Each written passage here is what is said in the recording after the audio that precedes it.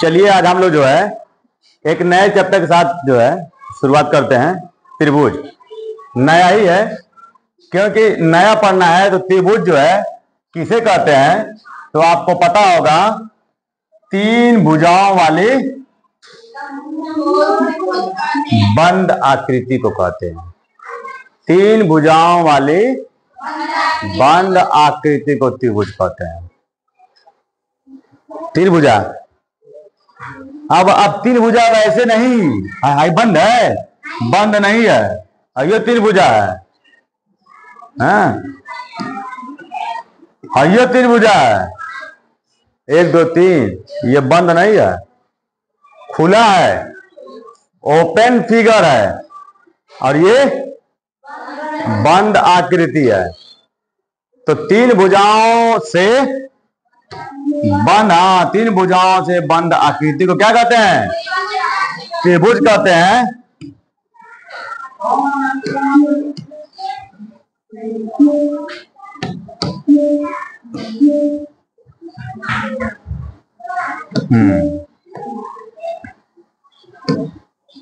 आप त्रिभुज बता लेंगे ना? हाँ, नहीं तो गणितज्ञ के लोग जो लोग बता देंगे वही तुम लोग बताओगे तो वो गलत बता दोगे। ठीक है? हाँ, सबके बताए हुए अच्छा ही नहीं होते हैं। ठीक, त्रिभुज किसे कहते हैं? हाँ, या तीन भुजाओं से घिरी या बंद आकृति को त्रिभुज कहते हैं। अब ये आप इन्हें बताइए कितने कोना दिखाई दे रहे हैं? और इसको अगर डंडे से बनाया जाए तो कितने डंडे यूज किए जाएंगे? और डंडे को क्या कहते हैं? भुजा। और इंग्लिश में साइड। और भी कुछ कहते हैं, आर्म। क्या कहते हैं? आर्म भी कहते हैं। कहीं आर्म लिखा हो तभी भुजा समझिए। इस भुजा को इंग्लिश में क्या कहते हैं? इसको आर्म। इसको तुम साइड थोड़ी कहोगे, इसको आर्म बोलते हैं पूरे हाथ को। तो ये आपका हो गया साइड। और ये क्या है? तो तीन कोना है। और कोना को क्या कहते हैं? शीर्ष। जो कोना है शीर्ष कहते हैं। और हिंदी में, इंग्लिश में वर्टेक्स। और ये क्या है? भुजा।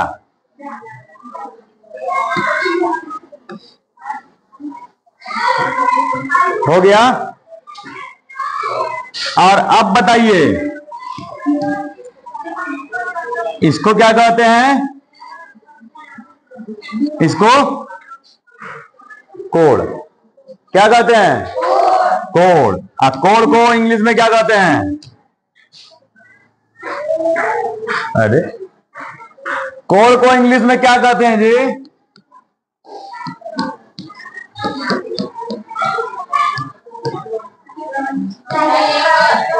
आई दोनों को जोड़ देते हो तो बन जाता है ट्राइएंगल।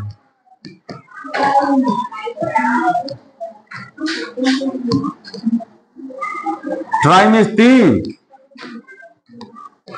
एंगल मीन्स कोण, भुजा। एंगल मीन्स कोण। तो एंगल को क्या कहते हैं? कोण। एंगल का स्पेलिंग तो उसी नमूने में तो एंगल लिखा हुआ है, लेकिन हिंदी और इंग्लिश में अंतर है। हिंदी में तो भुजा कह रहा है, तीन भुजा। और इंग्लिश में कह रहा है कि तीन कोण कह रहा है। ट्राई एंगल मतलब तो कोण होता है। इंग्लिश ठीक उसका उल्टा है, मीनिंग देखा जाए तो ये क्या बन गया आपका? कोण। और कोण को इंग्लिश में क्या कहते हैं? एंगल। क्या कहते हैं? एंगल। एंगल क्या कहते हैं? एंगल। तो आपको तीन चीजें याद रखना है। क्या क्या? किसी भी त्रिभुज का शीर्ष, तीन शीर्ष होते हैं, तीन भुजा भी होती है, और तीन एंगल भी होता है। तीन एंगल भी। अब इसका मैं नाम दे दिया हूं, चाहे आप कार्नर कहिए, शीर्ष जो है हम शीर्षों का नाम दे दिया है, ABC। ये क्या है? तीन शीर्ष हो गए। और अगर भुजा के नाम पूछूं तीन शीर्ष आप याद रखिए। और शीर्ष को देखो, तीन जब शीर्ष हैं उसको वर्टिसेस बोलते हैं बच्चों। क्या बोलेंगे? हाँ, एक शीर्ष है, एक शीर्ष को वर्टेक्स कहते हैं। लेकिन तीन जब लिखोगे ना, यानी बहुवचन प्लूरल, तो वर्टिसेस बोलते हैं। याद रहेगा? और वर्टेक्स जो मैं लिखा हूं शीर्ष, वही है। ठीक है, अब बताओ शीर्षों का नाम क्या क्या है? ए सी। अब हम लिख रहे हैं साइड, तो यहां लगा देंगे साइड प्लूरल, तो प्लूरल हम लिख दे रहे हैं यहां पे। हाँ, साइड। अब साइड का नाम कैसे लिखेंगे? ए बी, एक हो गया, बी सी दो हो गया, और सी ए। सी ए को आप ए सी भी कह सकते हैं, कोई दिक्कत नहीं है। ए बी को बी ए बी लिखा है कहीं तो आप सही मानेंगे। ठीक है, दोस्तों गलत नहीं कर सकते आप। तो हमने साइड लिख दिया। अब एंगल, एंगल कौन कौन से हैं? तो एंगल का हम चिन्ह बनाते हैं एल की तरह से। एंगल ए, एंगल बी और एंगल सी, इस तरह से। एक तरीका ये हो गया, लिखने के तरीके पर सीखिए आप। उसमें वो डंडे हैं, इसके ऊपर आप, इसमें मान लीजिए ये भी 10 सेंटीमीटर, ये भी 10 सेंटीमीटर, और ये भी डंडा जो है तीसरा, ये भी 10 सेंटीमीटर। ये सेंटीमीटर में लिखा हुआ है, तो उसको हम कहेंगे रेखाखंड। जब नाप दे दिया जाए तो वो भुजा रेखाखंड कहलाती है। याद रखिए, क्या कहलाएगा? रेखाखंड। यानी उसकी नाप आपको मिल गई। जब तक नाप नहीं लिखा है आप साइड साइड कह रहे हैं, लेकिन नाप दे दिया गया तो रेखाखंड। और रेखाखंड को कहते हैं लाइन सेगमेंट। लाइन सेगमेंट, रेखा खंड। तो अब देखिए तरीका लिखने का, किसी कोण को आप कैसे लिखते हैं? Angle A, angle B, angle C. और एक तरीका और है कि इनको बीच में रखिए। एंगल बी ए सी, एक तरीका और भी है, बी ए सी एक हो गया। Angle B C A, B C A. अब फिर एक और angle A B C, A B C. यहां पे ध्यान से देखिए, ये तीनों जो हम लिखे हैं, ये तीनों बीच में है कि नहीं? तीनों में मिला के, तीनों में देखिए है कि नहीं बीच में? ए बीच में है कि नहीं? यहां है। बी किसी में है बीच में? यहां पे है। और सी भी है, यहां है। तो जिस पे एंगल बनता है उसको बीच में रखते हैं बच्चों, याद रहे। अगर मैं तुमसे आपसे पूछूं कि ये वाला इसमें कहां है, तो कैसे दिखाओगे? कहीं तुम गलती से बी वाला ना दिखा दो, बीच वाला दिखाना। बी, एंगल बी ए सी जो है इसको बताना। जो बीच में लेटर होता है ना, उस लेटर को बताना, उस एंगल को दिखाना। अगर मैं कहूं दिखाने के लिए, तो अब बताओ ये वाला कहां है? यहां है ना। बीच में देखो बी है, तो बी यहां पे है। ये वाला एंगल जो है एंगल ए बी सी है। कितने लोगों को समझ में आ गया? Raise your hands. इसको बता लेगा ना कहां है, तो कौन कौन बता लेगा? बता लोगे? तो चलो बताओ, आई वाला एंगल कहां है? बी ए सी, इन तीनों में। Very good. कैसे पहचाने हो? बीच में ए है, तो यानी ए पे एंगल बना है, इसका मतलब। चलिए, वेरी गुड, सिट डाउन। तो हम लोगों ने किस पे चर्चा कर लिया? एक ट्राइंगल के कौन कौन से पार्ट होते हैं, कौन कौन से अंग होते हैं, उन सब पे चर्चा कर लिया गया है। ठीक है, इसके बाद जो है हम लोग आगे बढ़ते हैं ट्राइंगल के प्रकार। ट्राइंगल के प्रकार, त्रिभुज। तो आप लोग जानते हैं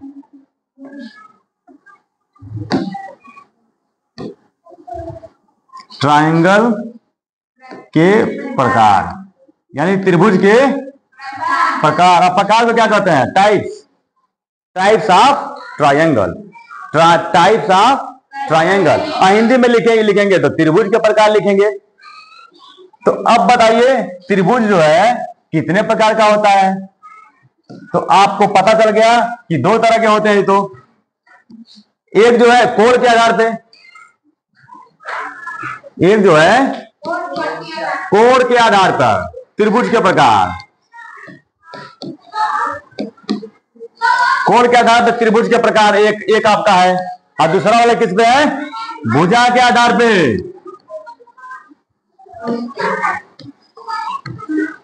भुजा के आधार पर। और दोनों ही तीन तीन प्रकार के हैं, आप पढ़े हैं। कोण के आधार पर भी तीन प्रकार के त्रिभुज, और भुजा के आधार पर भी तीन प्रकार के त्रिभुज आपका। तो कोण के आधार पे त्रिभुज का जो पहला है वो न्यून कोण त्रिभुज है। हाँ, न्यून कोण त्रिभुज, न्यून कोण त्रिभुज, जिसे कहते हैं acute angle, acute angle triangle, acute angle triangle. और दूसरा समकोण त्रिभुज,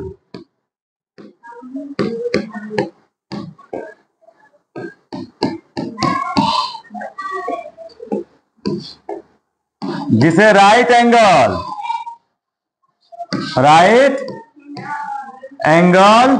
ट्रायंगल। और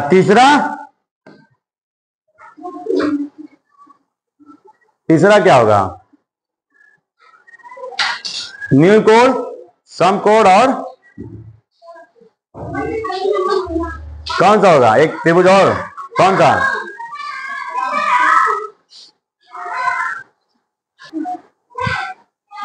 तो एक थर्ड है, कौन सा? अधिक कोण, अधिक कोण, अधिक कोण त्रिभुज, त्रिभुज जिसे क्या कहते हैं? Obtuse, obtuse angle, angle triangle. और टी मैं लिख दिया हूं ट्रायंगल को, ये आप पूरा समझिएगा। चलिए अब जानते हैं इनके बारे में। ये देखिए,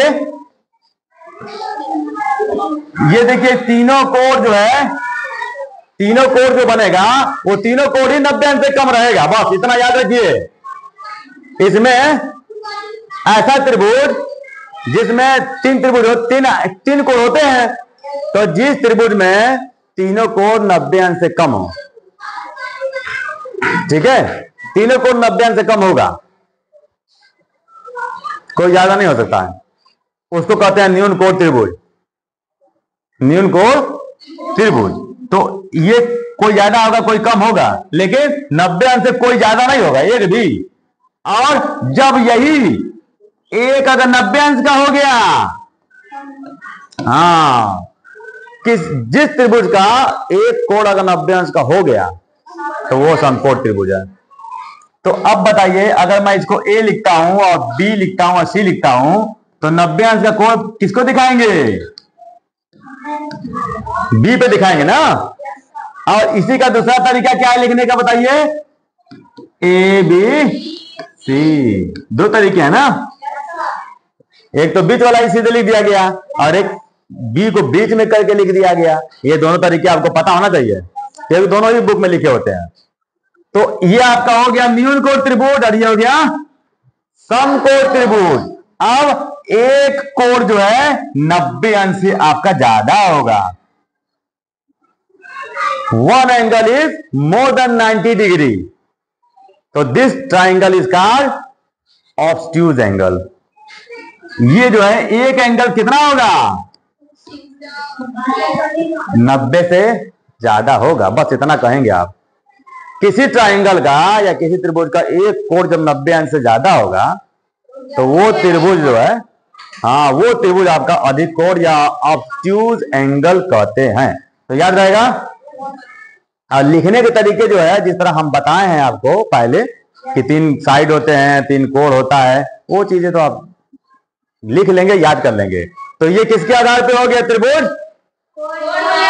कोण के आधार पे। कितने प्रकार के? 3। यानी on the basis of angle, types of triangle on the basis of angle, 3 type. अब हम पढ़ेंगे भुजा। भुजा के आधार पे, तो भुजा के आधार पर भी on the basis of triangle, on the basis of triangle.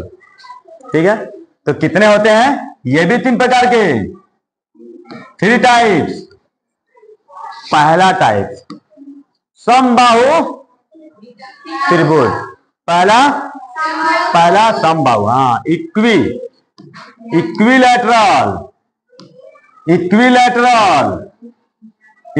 Triangle, यानी समबाहु जिसे कहते हैं आप हैं।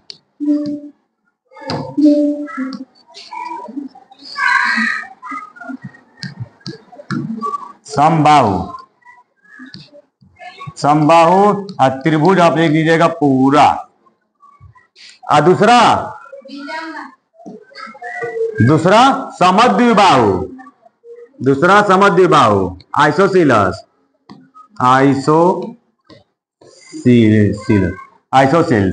ट्रायंगल, आइसोसेलिक भी कहीं कहीं लिखा हुआ है, आइसोसेलिक ट्रायंगल, इसको आइसोसेलिक ट्रायंगल भी पढ़ते हैं। तो ये आपका हो जाएगा समद्विबाहु, समद्विबाहु।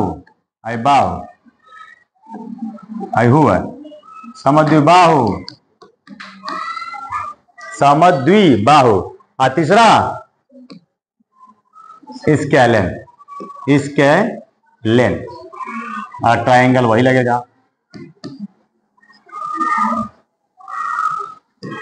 ये आपका भी समबाहु है, अभी बोल रहे थे ना आप, समबाहु त्रिभुज। Equilateral, isosceles and scalene triangle, इस तरह से 3 ट्रायंगल हैं। और नाम से ही पता चल रहा है समबाहु का मतलब तीनों भुजाएं बराबर हो, यानी 6 सेंटीमीटर ये है तो 6 सेंटीमीटर ये भी होगा, 6 सेंटीमीटर। तीनों भुजाएं, ऑल साइड्स आर इक्वल, सभी भुजाएं बराबर होंगी, तो क्या कहलाएगा वो? समबाहु त्रिभुज या इक्विलैटरल ट्रायंगल। और याद रहे बच्चों, यहां पे आपको इस तरह से मार्क करना होता है, वहां पे डबल लाइन आपको करना होता है, वो संकेत है कि वो तीनों बराबर है। और भले 6 ना लिखा हो, लेकिन जब उसका लिख गया, बन गया ना, तो आप बराबर समझिएगा। और इसमें 2 भुजाएं बराबर होंगी, 2 साइड्स आर इक्वल, देख लिया, 2 साइड्स आर इक्वल। इसमें कोई साइड इक्वल नहीं होगी, तीनों साइड अलग अलग साइज की होंगी। अगर 6 है, मान लीजिए 5 है, 4 है और 3 है, कुछ इस तरह से तीनों अलग अलग साइज की होंगी, तीनों के माप अलग अलग होगा तीनों भुजाओं का। तो इस तरह से ये तीसरा एंगल है, तीसरा ट्रायंगल है, कौन सा? स्केलेन। कौन सा? स्केलेन। हाँ, आइसोसेलिस, बोलो आइसोसेलिस। हाँ, आइसोसेलिस ट्रायंगल। और ये इक्विलैटरल, इक्विलैटरल। अब देखिए, इसमें कोई बराबर नहीं है, तो हमने किसी भी निशान नहीं बनाया है मैंने, तो समझ जाइएगा। और जो बराबर होता है, एक चीज और आप जान जाइए,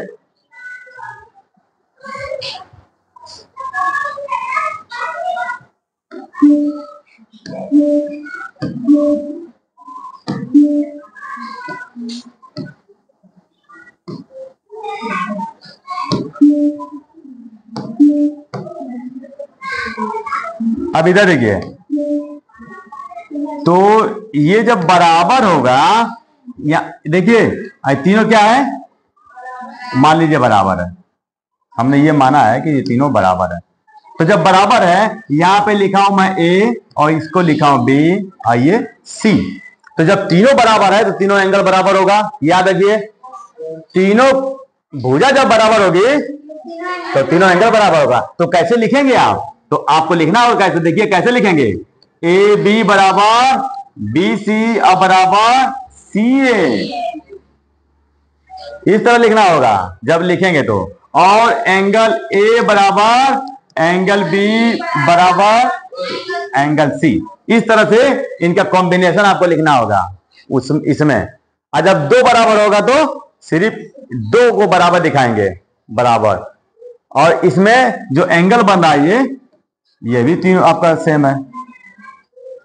तो उसको ये भी आपको तरीका पता होना चाहिए, ये लिखा होता है, ये आपको लिखना पड़ेगा अपने से जब भी आपको ट्रायंगल मिलेगा, चाहे बनाने के लिए या वैल्यू फाइंड आउट करने के लिए। और इसी तरह से जब आपको अगर मान लीजिए राइट एंगल वाला मिल गया, ये वाला एंगल मिल गया, ये वाला, तो इस पे कितना बना ये 90 है। तो अगर यहाँ ए है, बी है, सी है, देखो ये आप फ्री हैं, यहाँ पे कुछ भी आप लिख सकते हैं। अगर आपको लिखना हो तो कुछ भी लिख सकते हैं, पी क्यू आर हमने लिख दिया, एक्स वाई जेड भी लिख सकते हो। तो इसको जब शो करोगे ना तो यहाँ पे लिखोगे angle Q equal to 90 degree और यहां लिख देंगे राइट एंगल, समकोण त्रिभुज, समकोण है, समकोण, बस राइट एंगल बस लिख के छोड़ेंगे इस तरह से। ये जब त्रिभुज मिलेगा तो, और बाकी ये भुजाएं बराबर है कि नहीं है ये कोई बात नहीं है, और लिखा होगा कितना है वो लिखा होगा, ठीक है। तो इस तरह से आप लोग क्या पढ़े आज, त्रिभुज के प्रकार क्या पढ़ा आपने। तो दो तरह से होता है ना, एक भुजा के आधार पे और एक कोण के आधार पे, यानी तीन तीन मिला के कुल कितने त्रिभुज हो गए, 6 हो गए, 6 हो गए ना। तो इसको आप लोग जो है एकदम लर्न करा लिए, बिल्कुल लर्न करा लिए, ठीक है।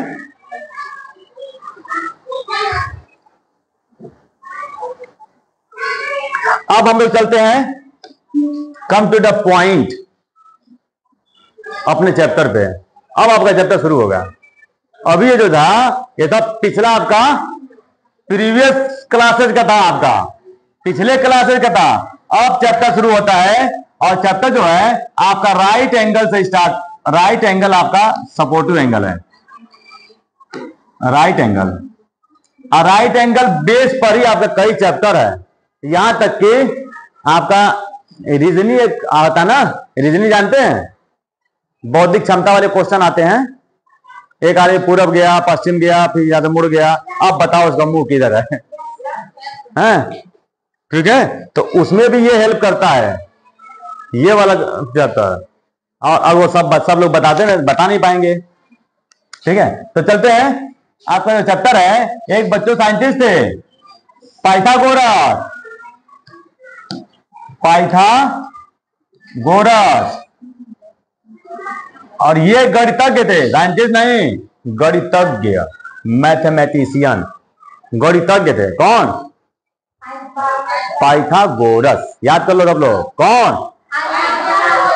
हाँ, इन्होंने क्या कहा था, इन्होंने यही कहा था। और फिर एक चीज और याद कर लीजिए आप लोग, यहां पे बहुत जरूरी है, देख लीजिए,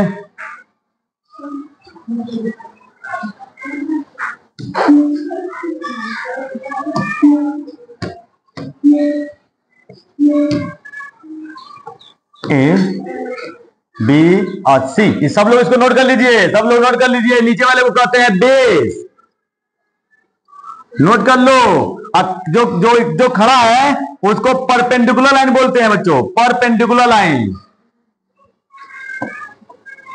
पर N D C U L A R, perpendicular line, L है। परपेंडिकुलर लाइन यानी लंब, क्या कहते हैं? लंब। अब बेस में आधार, ये तो घातांक में भी पढ़ते हैं ना जी। और परपेंडिकुलर लाइन मीन्स लंब, लंब कर दीजिए, लंब, बाय भय, लंब, लंब। चलिए, लंब, लंब क्या होगा हिंदी में? भ होगा, भ, इसको भ बना लीजिएगा, लंब। और ये वाली लाइन सबसे बड़ी लाइन यही है ना, अगर डंडा देखा जाए सबसे बड़ा डंडा यही है, तो इसको बोलते हैं बच्चों हाइपोटीनस, हाइपोटीनस, तीना, हाइपोटीनस। इसको कहते हैं कर्ण, क्या कहते हैं? कर्ण, NUS।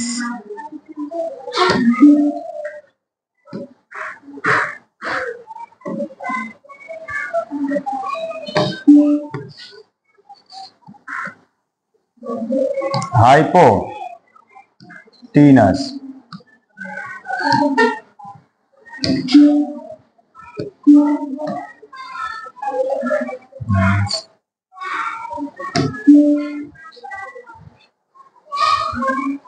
ऐसे बढ़ा दीजिए इसमें,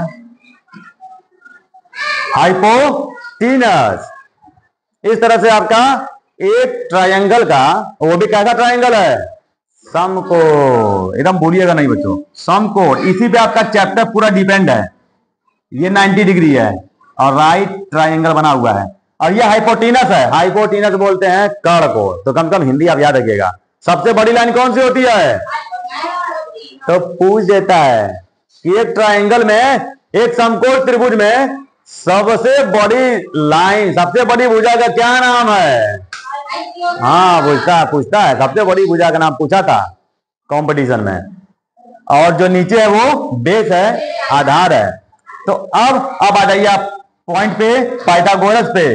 पाइथागोरस ने क्या कहा था कि किसी समकोण, ये देखिए यहाँ पे मैं एक छोटा सा समकोण त्रिभुज बना रहा हूं।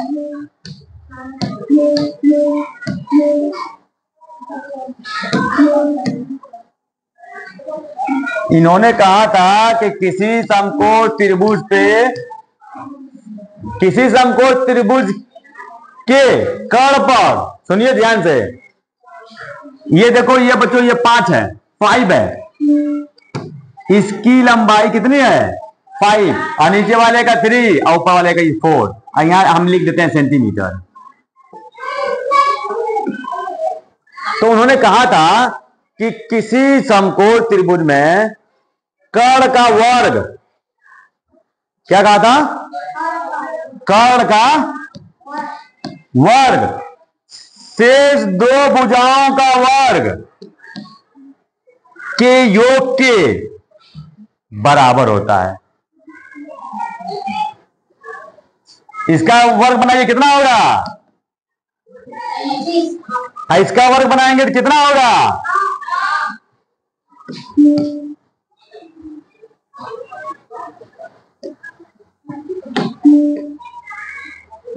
इसका वर्ग बनाएंगे तो कितना होगा? 4 का 16। इसका 9। दोनों को प्लस करेंगे, इसके बराबर है कि नहीं? ध्यान से देखो, ध्यान से। इससे, इसी से आपका इनको डिफाइन कर पाओगे। इन्होंने एक थ्योरम दिया था, एक प्रमेय दिया था, सिद्धांत एक दिया था, और उस सिद्धांत को देखो ध्यान से, पहले देखो इसको। ये लाइन क्या है बताइए? कर्ण कहते हैं इसको। तो कर्ण का वर्ग इजकल टू, यानी बराबर शेष दो भुजाओं के वर्गों का योग के बराबर होता है। देखो दोनों बराबर हो रहा है कि नहीं? इसका भी वर्ग, इसका भी वर्ग बराबर हो गया। इन्होंने ही ये कंसेप्ट दिया था, याद रहे, ये कंसेप्ट इन्होंने ही दिया था कि किसी भी समकोण त्रिभुज में कर्ण का वर्ग शेष दो भुजाओं के वर्गों के योग के बराबर होता है। वर्ग बना दो और फिर दोनों का योग कर दो, उसके बराबर होता है। देखो बराबर है ये दोनों, 25-25। तो जो मैं कह रहा हूं इसको आप लोग लिख लीजिए, यानी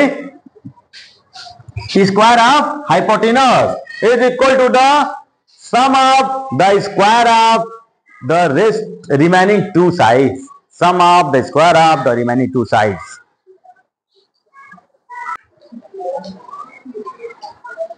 चलिए यहां पे देखिए,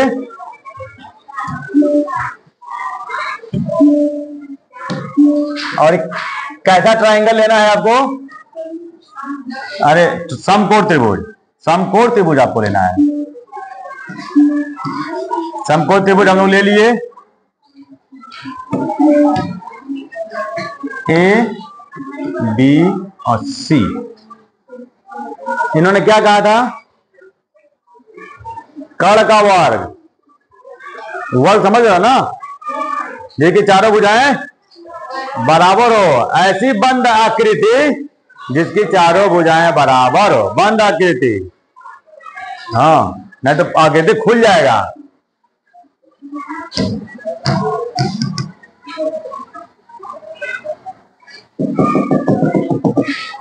ये फिक्स हो गया क्या?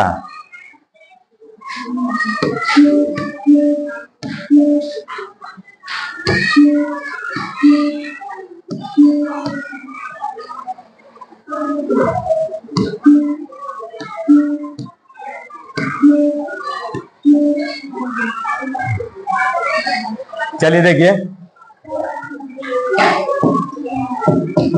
तो ये फिक्स हो जा रहा है।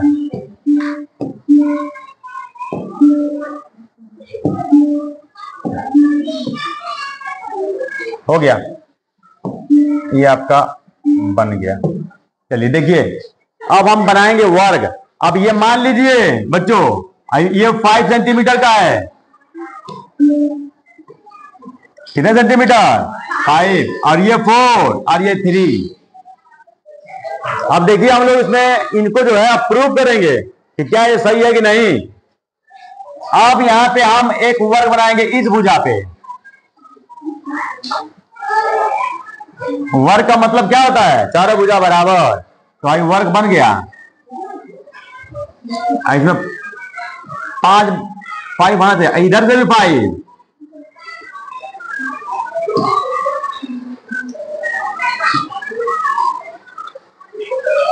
देख रहे हो? 5 सेंटीमीटर का है, 1-1 सेंटीमीटर का एक एक वर्ग बन गया। अब बताओ कितने वर्ग बन गए? गिन के बताओ जल्दी। हाँ, 25 वर्ग बन गए।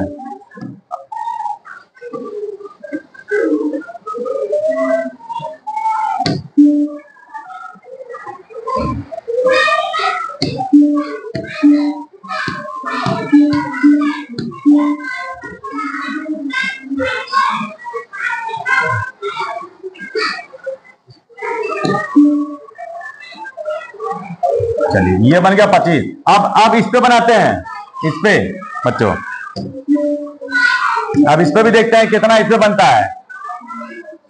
ये कितना सेंटीमीटर है? 4 1 2 3 4 1 2। इसमें कितना बना? 16। लंब पे 16, कर्ण पे 25। अब इस पे बनाते हैं, इस पे।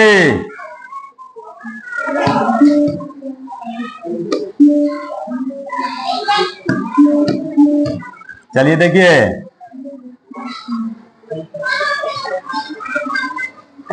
1 2 1। इस पे कितना? 9। तो देखिए यहां पे 9 बन गया, इस पे 16, और यहां पे 25। देखिए हमने तीनों पे बना दिया वर्ग, तीनों भुजा को वर्ग में हमने बना दिया वर्ग। अब देखो 25 के बराबर है, दोनों हो रहा है कि नहीं? अगर इनको मिला दिया जाए तो उसके बराबर है कि नहीं? है ना? तो यही इन्होंने कहा था, पाइथागोरस जो थे गणितज्ञ, इन्होंने यही कहा था कि जो कर्ण पे वर्ग बन रहा है, सुनो ध्यान से, इसको क्या कहते हैं? कर्ण ना, यानी भुजा।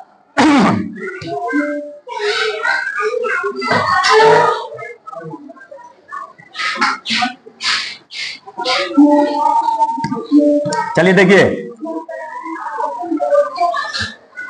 जो कर्ण पे वर्ग बन रहा है आपके इस तरह, ये तो ये कर्ण है।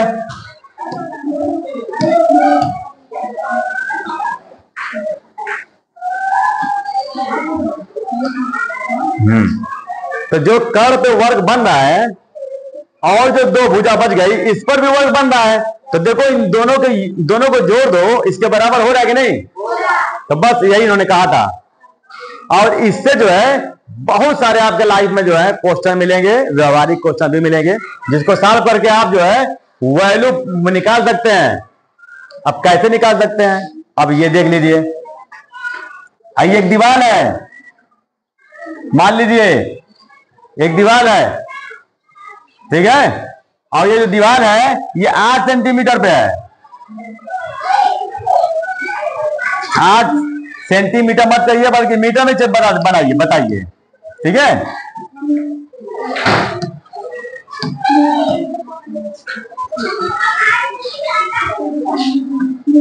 चलिए देखिए ध्यान से बच्चों, ये एक क्या है दीवार, और ये 8 मीटर पे है। मोटा चल रहा है क्या?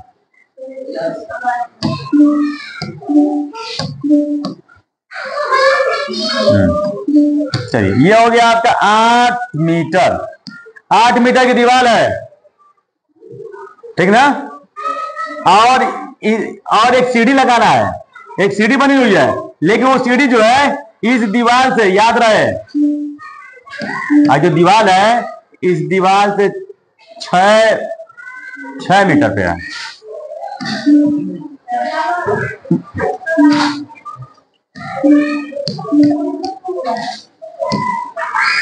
ये सीढ़ी लगाना है, छत है, छत ये छतों पे सीढ़ी लगाना है, लेकिन सीढ़िया का नीचे वाला हिस्सा कहां, कितना दूर पे रखना है?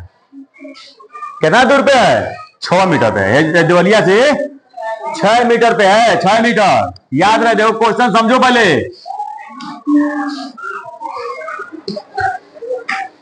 तो 6 मीटर हो गया।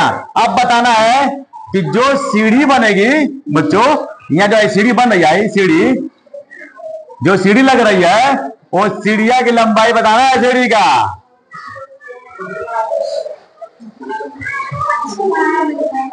तो उसमें क्या बताया गया? यही बताया गया है कि इसका तुम वर्ग कर दो, इसका वर्ग दोनों को जोड़ दो, तो कितना आएगा? 100 आएगा ना। 100 किसका वर्ग है? 10 का, है ना। तो इसका मतलब ये कितना आ गया? 10 मीटर आ गया कि नहीं?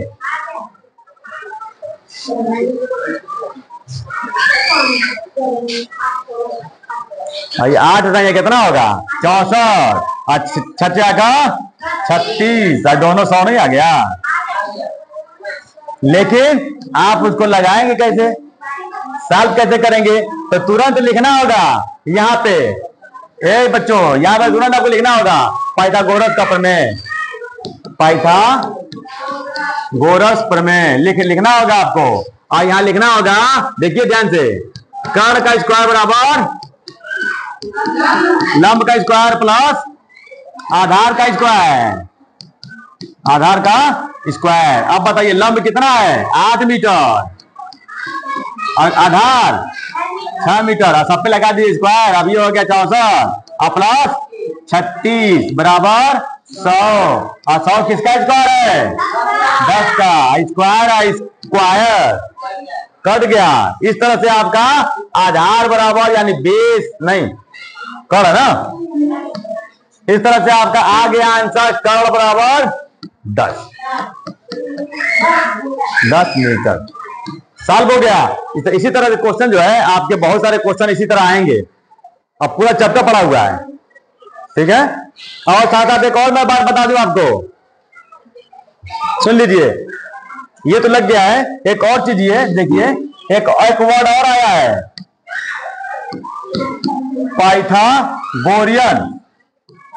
Pythagorean triplet. बच्चों ट्रिपलेट में होता है त्रिक, क्या होता है? हाँ, तो पाइथागोरियन त्रिक किसको कहते हैं? और आपको 3 नंबर दी जाएगी, याद रहे, आपको 3 नंबर दिया जाएगा और आपको बताना है कि पाइथागोरियन त्रिक है कि नहीं है। जैसे ये देखो ध्यान से, कुछ इस तरह से आपको दिया जाएगा। मान लो हमने ऑप्शन दे दिया,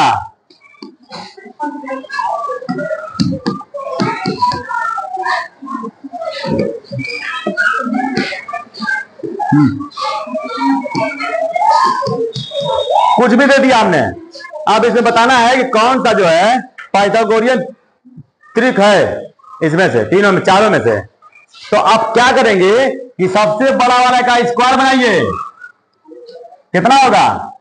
25, और इन दोनों का भी स्क्वायर बनाइए, 2 2 4 और 3 3 के 9, 9 4 13।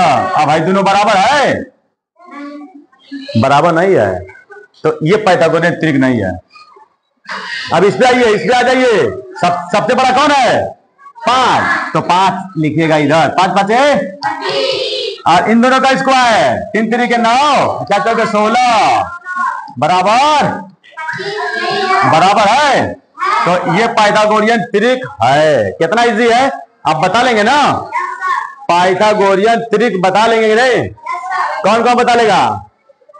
आपको यही करना होगा कि सबसे बड़ा देखेंगे कौन है, उसको बराबर के इधर रख दीजिएगा और 2 शेष भुजाओं को उधर रख दीजिएगा। हाँ, करके जोड़ लेंगे, कर लेंगे ना?